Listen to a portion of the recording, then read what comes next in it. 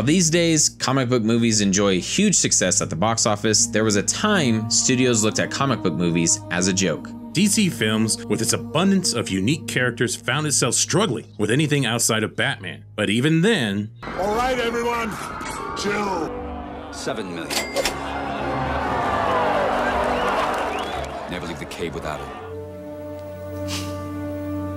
The enigma that is Superman. For decades, DC and Warner Brothers struggled to crack the code for the Man of Tomorrow, with several false starts at trying to launch a new franchise. So what do you do? I've said that Justice League is top-down affair in my opinion. There's two things you've got to do. One, you have to get Superman's house in order. And two, you have to look at the rest of the DC universe.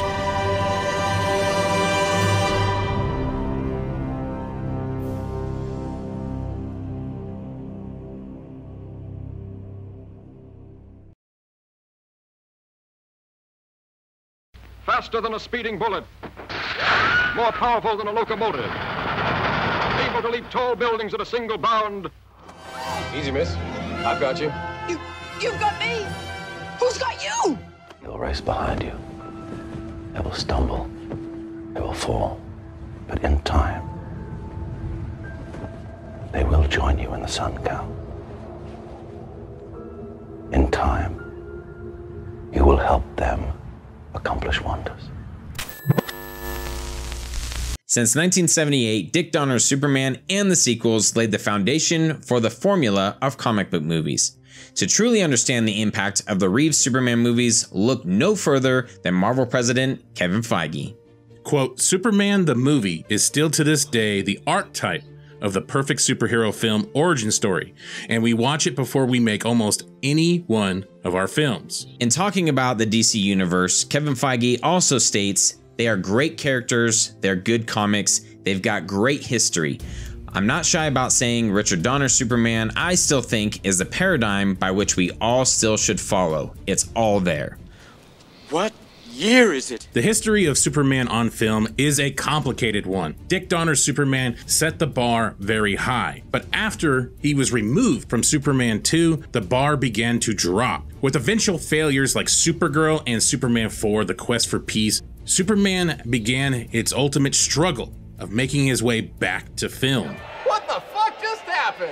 In 1988, Superman 5 was announced by Cannon using almost 45 minutes of the unused footage from Superman 4.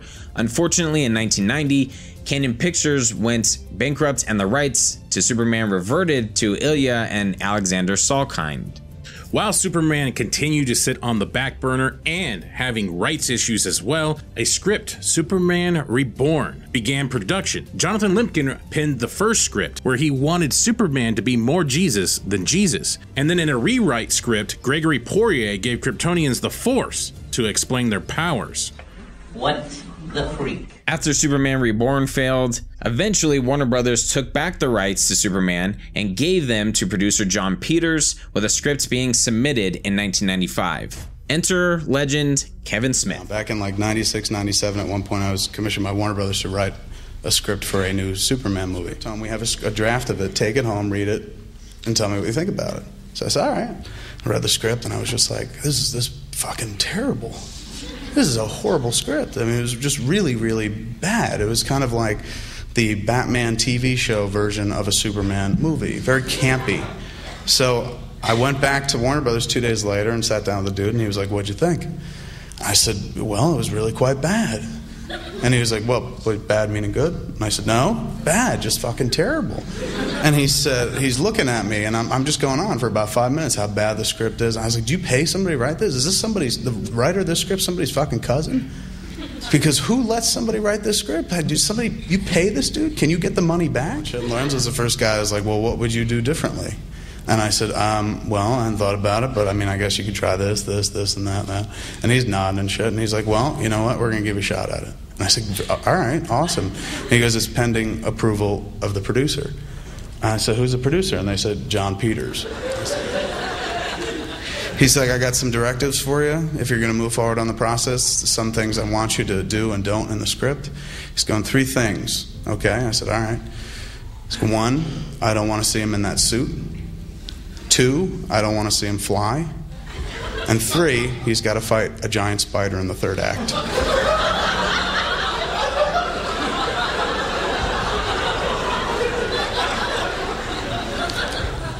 And I'm like, let's go back to 1. And I was like, well, like what? He's like, what about like Superman's guards as soldiers?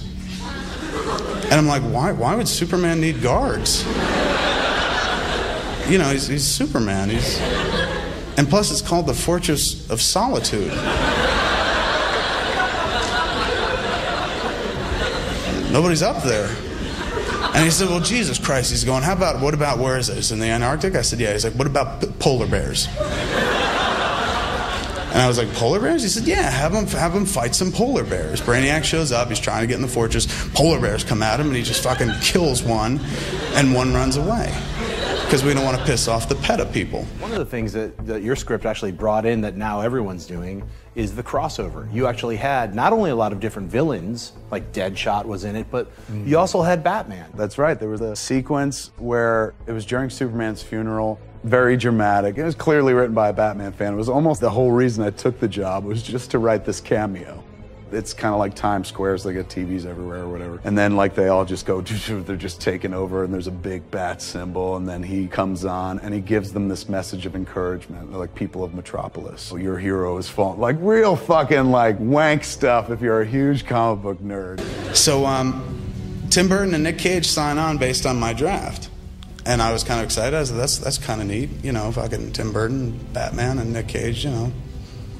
Fucking Nick Cage. But when Tim Burton got signed onto the project, Tim Burton signed a pay-or-play deal, which essentially means no matter what happens, Tim Burton gets paid whatever his directing fee was. I think at that point it was $10 million, $5 to $10 million. Tim Burton, once he signs the deal, turns around and says, I'm going to bring on my guys to write a script. And the Warner Brothers guys were like, well, what about the script we're developing? And he said, I don't want to use that. I want to do my own script. Presumably a version of Superman where he has scissors for hands. After Kevin Smith submitted 2 drafts to Warner Brothers, those drafts brought aboard Tim Burton and Nicolas Cage, and the movie retitled Superman Lives. Although the script and film were incredibly ambitious, after years of stalled production and millions spent on pre-production, ultimately Tim Burton and Nicolas Cage decided to leave the project. Fuck off. So the Man of Tomorrow continues to be put on the shelf, delay after delay, when it comes to any future production of a movie. In 2002, Superman Flyby and a Batman vs. Superman script were being submitted simultaneously, with many different directors and writers coming in and out on both projects. J.J. Abrams at one point even wanted Will Smith as his Superman. Will Smith's response? The last Superman I got offered, the script came and I was like, there's no way I'm playing Superman, because I had already done Jim West, and you can't be messing with white people's heroes in Hollywood. You mess up white people's heroes in Hollywood, you'll never work in this town again. I'm not touching that with a 60-foot pole.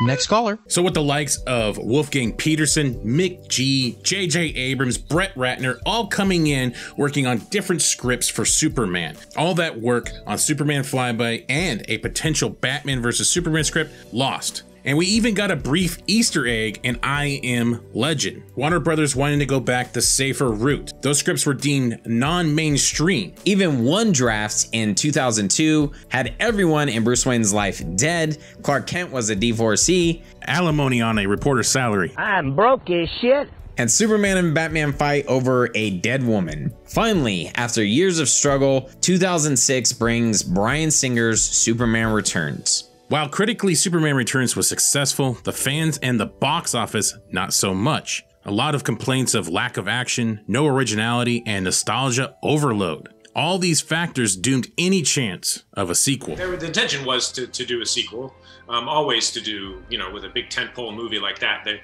want to make more, exactly. As long as they feel like they've recouped the money that they invested into the film.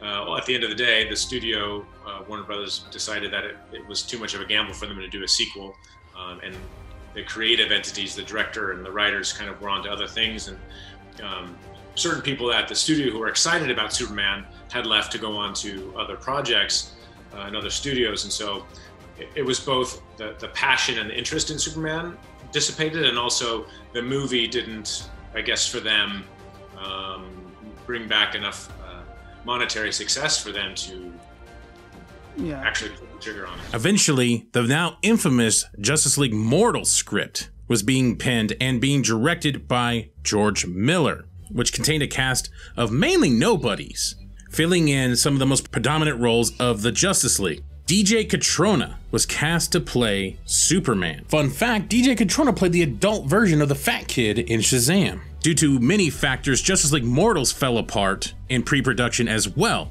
Taxes, writer's strike, and the success of The Dark Knight all led to the downfall of Justice League Mortals. Oh yeah. No, Weta built us a whole functioning suit that had hydraulics and worked and had microphones all through the suit so I could hear everything happening around me. It was 100% functional because we had $300 million. We were down in Australia for, like a month, 2 months, doing, doing like shoots, doing like rehearsals in the suits, all the characters in their suits.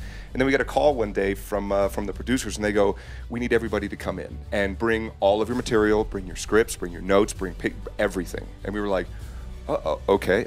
And we show up, and they had big bins, and they go, "Put it all in here."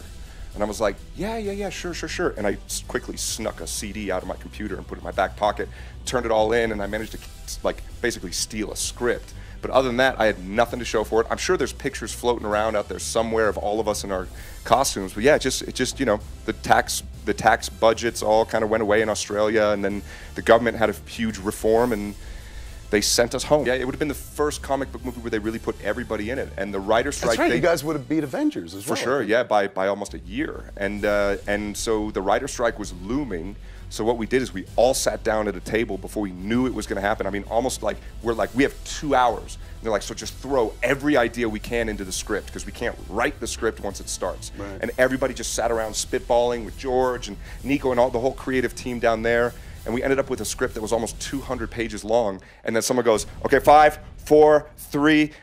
All right, guys, that's the writer's strike. Pens down, no one can write anything else. And we were all like, ooh, what is this script gonna look like? But it didn't matter because we didn't get to shoot it anyway. Justice League movie in 2011 that everybody ignores, and so we'll do the same as well. What the hell is even that? So while Superman continued to struggle to get back to the big screen, Batman took over as the most popular superhero in the 90s. Even though it struggled with Batman and Robin, ultimately, Warner Brothers found Christopher Nolan, who evolved Batman with his trilogy, and Superman remained stuck in the past. Enter Zack Snyder. I got a call from Chris and Emma, and they were like, hey, you want to have lunch? And then the last thing Chris said was like, oh, I'm going to talk about Superman. Is that cool?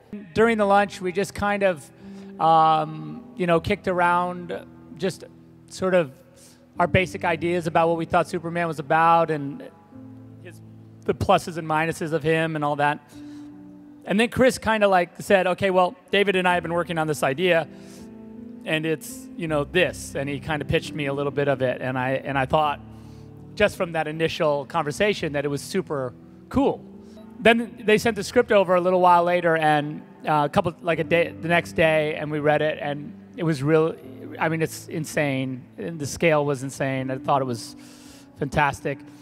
The movie is really, in the end, about that. It's really about the human man that is inside of Superman. Like, he's raised in Kansas, the man that is still wanting to be accepted by this planet, and how he struggles with the same things we struggle with. It's really, in a lot of ways, that's what it's about more than anything. Now, when Hans and I sat down and talked about what this music needed to be, the challenge with Man of Steel was that there was a score that had been written by John Williams for the 1978 Superman movie that was pretty powerful. And the challenge that I put to Hans was that we needed to create a new experience for the audience, and that the music needed to be humble. It needed to be powerful. It needed to support the crazy action that we were going to put in this film. And Hans was really able to do all three in a really beautiful and poetic way. So we just said, okay, there's no music, there's no images, let's just pretend like we found the comic books under our bed and we're like, hey, let's make this into a movie. And the thing that's amazing is Chris is been an amazing producer on the movie because he, I think because, he said to me, he goes, Zach, Hollywood makes two kinds of movies. They make movies by committee, and they make filmmaker movies. And he goes, I'm really not interested in these like movies by committee. They suck. And he's like, the best movies, my favorite movies are, where you can feel the personality of the director, and it's all about that. That's the only way you could do it. You can't put it before the committee or you're screwed. They'll be like, you'll end up with like a corporate logo. Zack Snyder laid the perfect foundation for a Superman film by casting well-known, high-caliber stars in supporting roles. Names like Kevin Costner, Russell Crowe, Diane Lane, and Amy Adams. In January of 2011, Snyder found his perfect Superman in a comic book accurate Henry Cavill. Snyder says, in the pantheon of superheroes, Superman is the most recognized and revered character of all time, and I am honored to be a part of his return to the big screen. I also join Warner Brothers, Legendary, and the producers in saying how excited we are about the casting of Henry. He is the perfect choice to don the cape and the S-shield. There's a difference between dressing up like Superman and being Superman. And that was the difference with Henry when he was in the costume. It's a magical thing. It's like a glass slipper. Henry put the costume on and he wasn't. One of my first days on set, I was talking with Amy, and right then I look over and there's Henry walking towards me. I was like, holy. She's like, right? Superman. Snyder set off on his marketing campaign by releasing arguably some of the most unique and legendary photos and trailers. It is in a trailer we heard for the first time the iconic Hans Zimmer score that would lay the foundation of sound for the universe.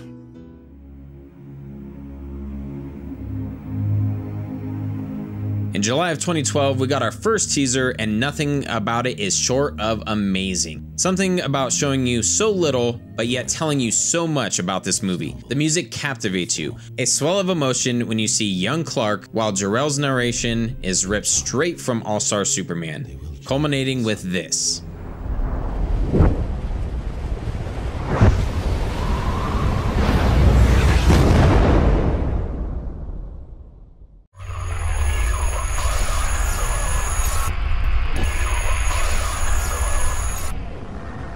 Kal-El, I say this. Surrender within 24 hours. Or watch this world suffer the consequences. After the release of Man of Steel, reactions were somewhat mixed when it came to the critics. The fans overwhelmingly seemed to love Man of Steel. But critic-wise, the reactions were mixed. With Man of Steel, my only explanation for why some critics didn't like this film, all I can think is that perhaps their heads were so far up their asses that they couldn't see the movie screen. And that's the only thing I've got. While some would say a Superman movie shouldn't be divisive, some say that's what makes it so unique. While there is mixed reactions towards Man of Steel, there also seems to be some overwhelmingly ridiculous ideas of what Man of Steel should have been.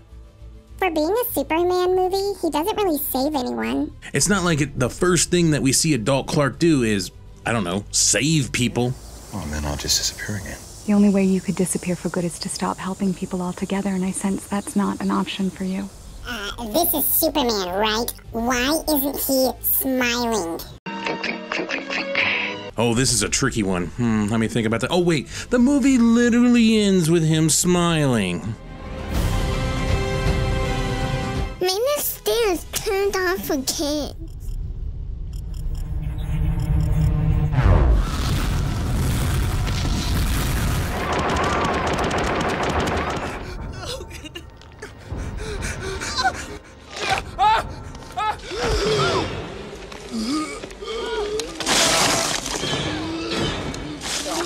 Joey, have you ever been in a Turkish prison? Well, if we just got a really cool beard shaving scene. Now I know you guys are making shit up. Hey, by the way, did you know that Superman's hair is too thick for normal razors? He actually has to use his laser vision to fry the hair off of his face. Oh, and it looks like Clark Kent has a beard in this movie. Maybe it would be cute to have a scene of his morning routine. But no, his beard just vanishes between scenes. We can't waste time on shit like that. We have to get to the action, baby. And I don't like implying that I can write these scenes better because I'm not a screenwriter. Well, fuck me sideways. While there are some legit criticisms, tentacles on the world engine, product placement up the ass, penis ships. Colonel, you better take a look at this radar. What is it, son?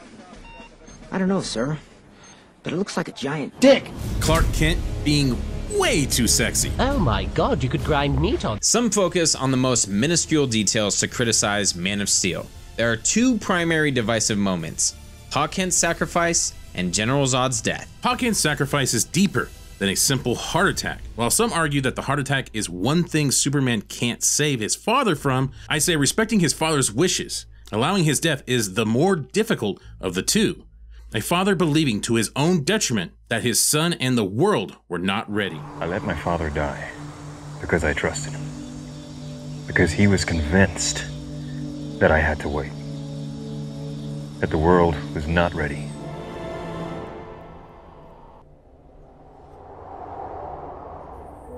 Man, that's so freaking sad.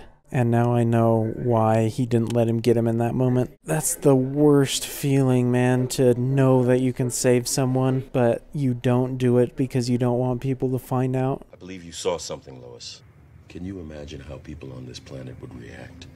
They knew there was someone like this out there. This definitely has some very interesting themes. I like all the questions that it raises about humanity and civilization. And maybe that's the purpose of the Superman character that I didn't pay attention to. Maybe it's more about the societal implications and political aspects rather than his powers or what he can do. The death of General Zod is probably one of the most controversial and most misunderstood moments in comic book cinema history.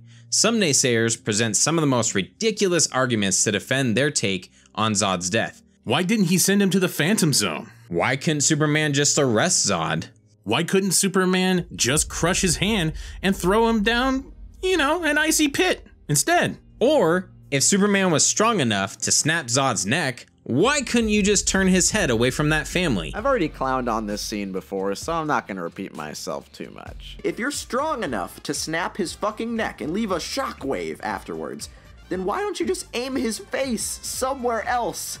You didn't even try! Oh wait, you serious? Let me laugh even harder. This moment is not about just saving this family. It's about stopping a monster. You're a monster, Zod. And I'm gonna stop you. David Goyer and Zack Snyder used the dialogue in the final battle to set up why Cal had no other option. No matter how violent or how cruel, is for the greater good of my people. And now, I have no people. There's only one way this ends, Cal. Either you die, or I do. Never. Who wants to reduce the people of Earth to ashes. So you turn his head, you save the family, what's next? And I don't like implying that I can write these scenes better because I'm not a screenwriter. This is a moment of anguish for Superman. His first day as Superman, and he's left with no other choice but to kill, the last of his kind. Snyder's uniquely recognizable style, along with his attention to detail and love for the character, brought Superman to a new generation. Even after 7 years, some content creators continue to broach the topic of Man of Steel, ranging from individuals that I'm pretty sure have never read a comic in their life and assume what Superman should be, to those that say, I don't like this movie, so it sucks. It's clever, it's unexpected, but that's not why people watch TV. Clever things make people feel stupid, and unexpected things make them feel scared. You see, TV audiences don't want anything original. They want to see the same thing they've seen 1,000 times before. Even though there have been some naysayers, the overall reception, along with the box office of Man of Steel, was positive. After struggling to deliver a Superman for well over a decade, Warner Brothers finally had their Superman, and they finally began to build their shared universe. While the debate over Man of Steel will rage on for, I'm sure, many years, we believe history will look back fondly on this iteration of Superman. To quote Shrez Faruqi, The future of Superman on film must embrace evolution or nostalgia. And if Reeve captured the heart of Superman, Cavill captured his soul. But because this is a character, 75 years of stories have gone on with Superman, you're literally talking about a guy who has been through every single thing you can imagine, and every incarnation you can imagine. Horses, monkeys, dogs, you know, they've thrown the kitchen sink at this guy, that it's fun to be able to distill him down to that, like, what I would consider is just kind of like the best bits of him.